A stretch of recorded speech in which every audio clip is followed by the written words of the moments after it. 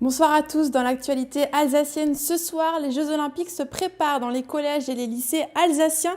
Un label spécifique est dédié aux établissements qui souhaitent accompagner les graines de champions. Le grand débat national se poursuit cet après-midi au CFA Deschaux. Les jeunes apprentis avaient la parole. Et puis des habitants de l'agglomération mulhousienne se lancent dans un défi, celui du zéro déchet.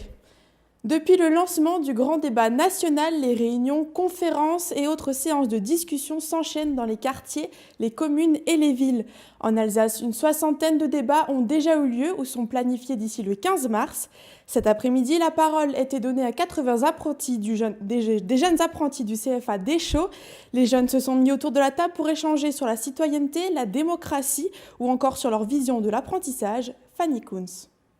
Dans la famille Grand Débat, je demande les jeunes. 80 apprentis sont réunis cet après-midi pour débattre à leur tour des questions de société. Aucune question taboue face au président de la Chambre des métiers d'Alsace à l'origine du débat. Les jeunes, comme l'artisanat d'ailleurs, sont les éternels oubliés dans ce débat. Donc je prends le bâton de pèlerin pour faire le tour de France et pour mener des débats avec tous mes collègues présidents de Chambre des métiers pour être à l'écoute des artisans et que dans ce grand débat et que dans les réflexions soient pris en compte les jeunes et les entreprises artisanales. Pendant 2 heures, les questions fusent. À quand la TVA à 0% sur les produits de première nécessité pour améliorer le pouvoir d'achat des Français? Pourquoi n'y a-t-il pas plus d'aide de l'État pour le transport pour se rendre au CFA? Pourquoi ne pas créer un statut apprenti similaire aux étudiants pour bénéficier des mêmes avantages? Autant de questions que les jeunes se posent aujourd'hui. Pour Amélie et Louis-Vincent, participer à ce débat était nécessaire. En fait, je trouve que c'est l'occasion de pouvoir un peu donner aussi notre avis en tant qu'apprenti, que jeune, les soucis qu'on peut rencontrer dans nos études, les aides qu'on peut aussi proposer par la suite et des solutions qu'on pourrait peut-être trouver ou du moins au moins les proposer et en parler, quoi. Comment on va faire dans le futur pour que ça aille mieux dans tous les sens? On sait que la planète est en très mauvais état et si on fait rien, on aura beau avoir une bonne retraite, s'il n'y a plus de planète pour avoir de retraite, ça sera trop tard. Et il n'y a rien qui est, je trouve, réellement mis en place pour nous aider à traiter nos déchets et avoir une activité saine pour la planète. À l'issue du débat, les élus de la Chambre des métiers d'Alsace s'engagent à questionner l'État sur les propositions des jeunes. Et si les lycéens d'aujourd'hui étaient les champions olympiques de demain? Le ministère de l'Éducation nationale et le ministère des Sports lancent le label Génération 2024. Objectif, permettre aux jeunes athlètes de haut niveau de se préparer dans les meilleures conditions aux JO de Paris. Camille Roland est allée assister aux entraînements des élèves du lycée Louis Pasteur de Strasbourg concernés par le dispositif.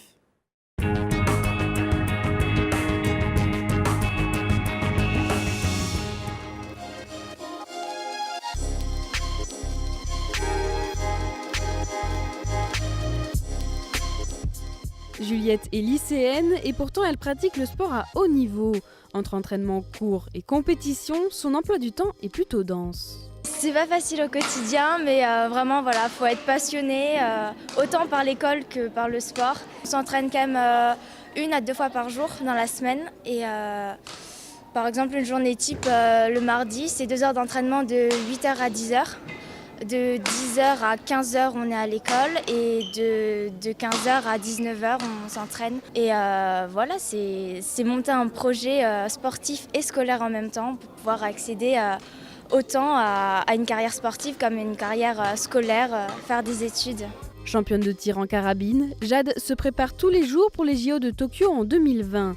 Un objectif qui l'oblige à s'entraîner entre 15 et 25 heures par semaine. J'ai bénéficié du parcours en 4 ans où on a une année de première, une deuxième année de première et une année terminale.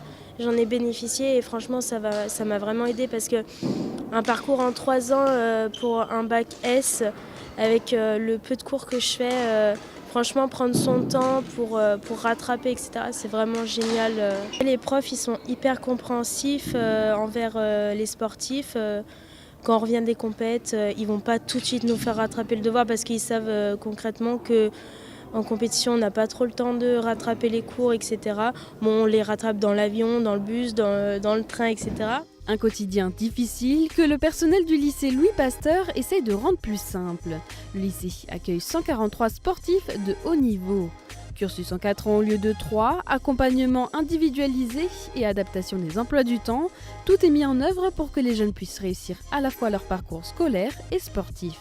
Si on n'avait pas mis toute cette spécificité en place au lycée Pasteur, sans doute que certains réussiraient quand même à avoir le bac, mais peut-être que des élèves qui auraient pu avoir un bac avec mention bien ou très bien auraient eu simplement 10 ou un rattrapage, donc ça aurait pu être bloquant pour les études supérieures ensuite. Ça c'est le premier point. L'autre chose pour ces élèves qui sont sportifs de haut niveau, si on n'avait pas ces aménagements-là au lycée, ils seraient sans doute déscolarisés ou scolarisés au CNED, et ça veut dire quand même perdre un petit peu le contact avec les autres et avec les jeunes de son âge. Du coup, ça peut être problématique une fois que le monde sportif s'arrête parce qu'on n'a plus cette cellule autour sociale qui est intéressante. Le lycée Louis Pasteur est un des 8 établissements scolaires de l'Académie de Strasbourg, labellisé Génération 2024. Une démarche portée par les ministères de l'Éducation, de la Jeunesse et des Sports. Le label, c'est une forme de reconnaissance pour soutenir les politiques d'établissement qui font du sport une sorte de marque de fabrique. C'est-à-dire toutes ces écoles, collèges, lycées, puis universités désormais, qui tissent des liens forts, étroits, denses, pérennes avec les clubs de l'écosystème, de leur environnement. Parce que après 2024, qu'est-ce qu'il restera des Jeux Olympiques et des Jeux Paralympiques? Il restera ce que nous aurons construit dès à présent, ce qu'on appelle l'héritage des Jeux Olympiques et des Jeux Paralympiques. Autrement dit qu'en 2024, lorsqu'on fermera les portes du stade, qu'il y ait davantage de jeunes et de moins jeunes qui pratiquent une activité physique. Lancé en janvier 2018, plus de 1000 établissements sont déjà labellisés en France. Mais ce n'est qu'un début, une campagne permettra son déploiement. Objectif, atteindre 20% des écoles, lycées et universités.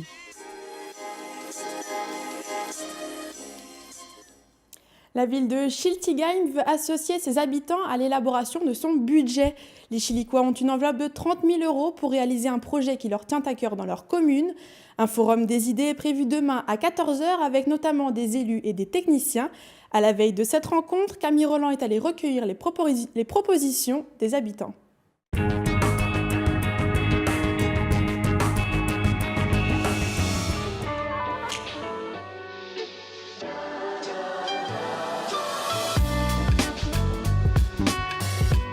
Et vous, avec 30 000 €, qu'est-ce que vous feriez à Schiltigheim? Il y a plein de choses.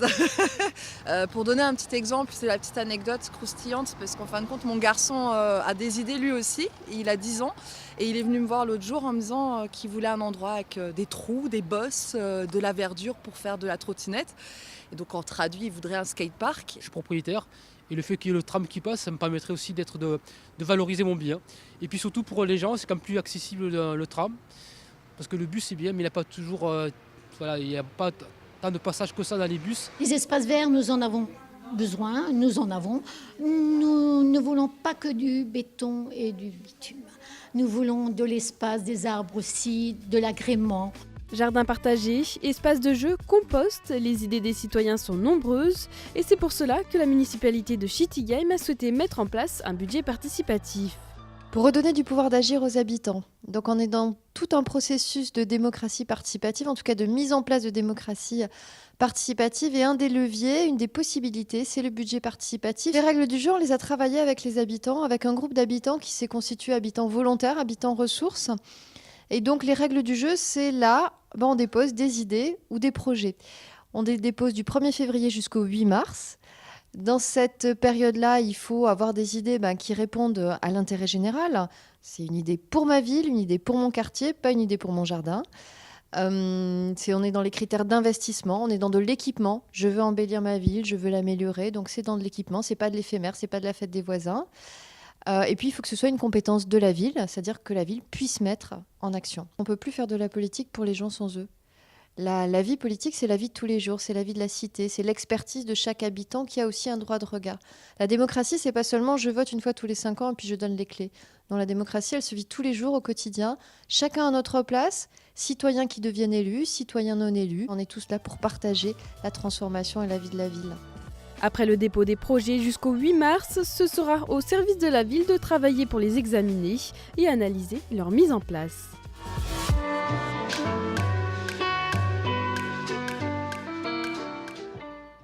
Vous êtes-vous demandé combien de déchets vous avez jetés à la poubelle aujourd'hui ? En moyenne, un Français produit 360 kg de déchets par an, soit près d'1 kg par jour. Pour faire baisser ce chiffre, Mulhouse Alsace Agglomération a lancé un défi zéro déchet aux habitants du territoire. De quoi ravir ceux qui en ont marre de sortir régulièrement les poubelles. Adeline Piron. N'y a-t-il plus que pour réduire nos déchets? Il faut le croire, hier soir, les super-héros de Mulhouse Alsace Agglomération ont débarqué pour la 2e édition du défi Zéro déchet. Ils ont été rejoints par des habitants des 39 communes participantes au programme. On y réfléchissait avec mon mari déjà depuis quelques mois. On a 2 enfants qui sont petits, puis on pense à eux pour plus tard. Et donc on a eu envie de changer les choses à la maison. Ça me fait pas peur, j'ai déjà un peu pris conscience, j'ai déjà regardé pour faire des changements chez moi, etc. Si chacun fait un petit truc chez lui, réduit un petit peu, au final on fera un gros geste, quoi. Les ateliers sur la fabrication de produits ménagers ou cosmétiques soi-même, c'est quelque chose que je connais pas encore du tout. J'y aurais simplement pas encore pensé. Et ça a l'air d'être une très bonne idée, donc voilà. Je pense qu'en plus de réduire les déchets, on fait des économies, donc c'est toujours bon à prendre. Pour aider les citoyens dans ce défi zéro déchet et adopter de bons gestes, M2A leur propose un programme d'accompagnement sur 6 mois avec des ateliers, des visites, des formations au tri et à l'éco-consommation et des moments de partage. Tout un programme. La première, nous avions 85 familles. Là, je pense qu'on en a plus de 100 de toute l'agglomération, c'est-à-dire des 39 communes. Et vraiment, les gens, je les sentais motivés parce que la première fois qu'ils viennent, ils ne savent pas exactement ce qui les attend. Nous espérons qu'ils réduisent au moins de 50% leurs déchets. Certains en font même plus. Une centaine de familles devraient donc voir ses factures et ses poubelles s'alléger. Dans le reste de l'actualité, en bref, demain samedi, un hommage aux victimes de l'attentat de Strasbourg est organisé place Saint-Thomas. L'attaque avait fait 5 morts et une dizaine de blessés le 11 décembre dernier. Pour ne pas les oublier, une vingtaine d'associations organisent des lectures, débats, spectacles ou encore concerts. Et on termine ce JT avec l'image du jour. Elle est signée Olivier Anne. C'est l'Alsace que l'enseigne Lidl a choisi pour lancer son nouveau concept de magasin. Et plus précisément, Pfaffenhofen, ou le Lidl du Val-de-Moder, proposera dès le 13 février prochain un magasin plus éco-responsable et des emballages recyclables. Cerise sur le gâteau pour les sportifs locaux, l'enseigne partenaire du handball français s'engage à aider le club local. Pour chaque tranche de 15 € d'achat durant les premiers jours de réouverture, 50 centimes seront reversés au HBC Val-de-Moder.